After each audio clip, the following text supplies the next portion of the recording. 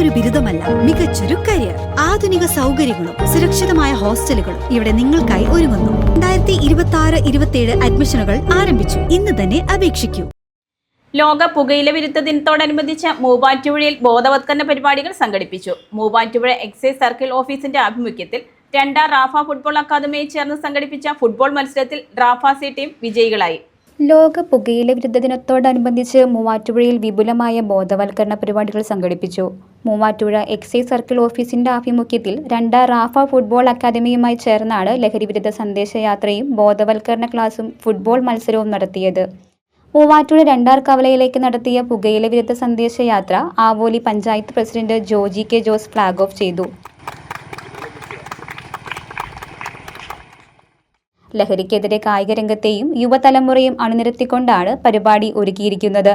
തുടർന്ന് നടന്ന പൊതുസമ്മേളനത്തിൽ panchayat president Joji K Jose, block panchayat member Saheera Majeed, ward മെമ്പർമാരായ ഷിജിന മൻസൂർ, ഫെമിന അഷറഫ്, സൗമ്യ ജോൺ എന്നിവർ പ്രസംഗിച്ചു. ചടങ്ങിൽ പങ്കെടുത്ത 200ഓളം പേർ ലഹരിവിരുദ്ധ പ്രതിജ്ഞ എടുത്തു. നാളത്തെ പൗരന്മാരാവേണ്ട വിദ്യാർത്ഥികളും യുവജനങ്ങളും ലഹരിയുടെ കരാളഹസ്തങ്ങളിൽ അകപ്പെടാതെ അവരെ സംരക്ഷിക്കുമെന്ന് ഞാൻ പ്രതിജ്ഞ എടുക്കുന്നു. നിയമവിരുദ്ധ ലഹരി പദാർത്ഥങ്ങൾ സൂക്ഷിക്കുകയോ ഉപയോഗിക്കുകയോ. വിമുക്തി മെന്റർ KS ഇബ്രാഹിം ലഹരി വിരുദ്ധ ബോധവൽക്കരണ ക്ലാസ് നയിച്ചു.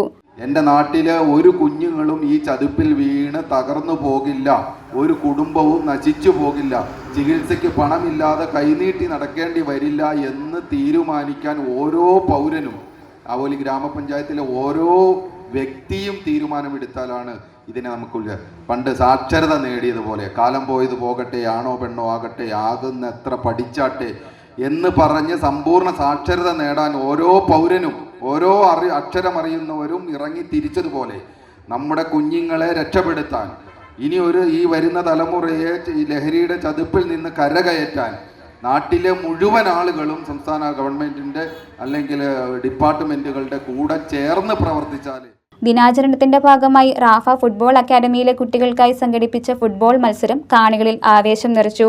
റാഫ സി ടീം 1ാം സ്ഥാനവും റാഫ എ ടീം 2ാം സ്ഥാനവും കരസ്ഥമാക്കി.